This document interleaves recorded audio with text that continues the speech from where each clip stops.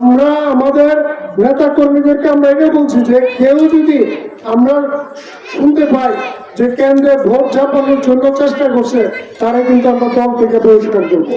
এটা আমরা আমাদের নেতা কর্মীদের বলে দিচ্ছি যে অর্ধেক ভোট হচ্ছে আমাদের মা বোনদের। আর যে জিনিসটা সবচেয়ে গুরুত্বপূর্ণ, আপনারা যারা বাড়ি বাড়ি বলবেন যে মা বোনরা কেন্দ্রে গেলে ভোট দিতে পারবে, এই জিনিসটা তাদের বুঝাইতে হবে যে অন্যান্য বারের চেয়ে এবারে ভিন্ন, মানুষ ভোট দিতে পারে। আর আমরাও কিন্তু আমাদের যারা নেতা কর্মী আছে তাদেরকে আমরা বলছি যে কেন্দ্রে ভোটের ব্যাপারে যাতে কোনো ধরনের জবরদস্তি না করে, কেউকে যাতে কোনো ধরনের ফোর্স না করে যে ভোট দেওয়ার ব্যাপারে। ভোট কেন্দ্রে দিয়া যাকে ইচ্ছা তাকে দেব, জনগণের ভোটে যে বিজয়ী হইব সেই হইব, যে জয় হইব সেই হইব আমাদের প্রতিনিধি। ময়মনসিংহ সরকারি মহিলা কলেজের সাবেক ভিপি মাথিয়া গ্রুপের সম্মানিত পাশে রাখতে পারে, কান পাশে নাম আছে, মহিলাদেরকে দেখার সুযোগ দিই আমরা।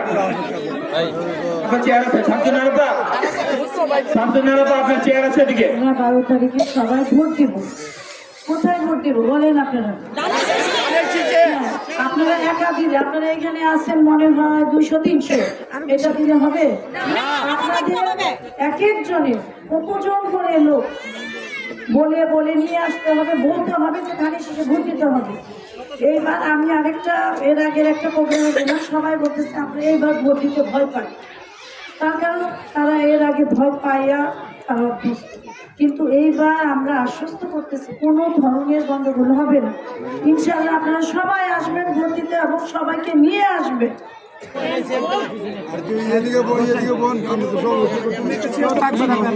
মঞ্চে উপস্থিত হয়েছেন ব্রাহ্মণবাড়িয়া জেলা বিএনপির সহসভাপতি অ্যাডভোকেট আনিসুল ইসলাম।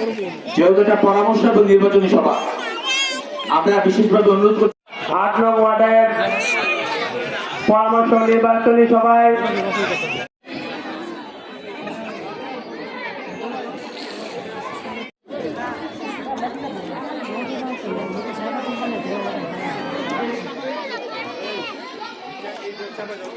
ছয় নং ওয়ার্ড যুবদল নেতা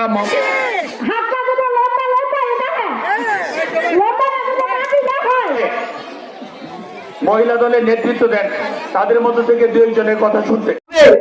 আমরা আপনাদের পাশে, আপনাদের সেবায় নিয়োজিত থাকবো। আপনাদের যদি কোনো সমস্যা তৈরি হয়, কোনো অসুবিধা ফিল হয়, আপনারা আমাদেরকে বলবেন, আমরা আপনাদের সমাধানের চেষ্টা করব।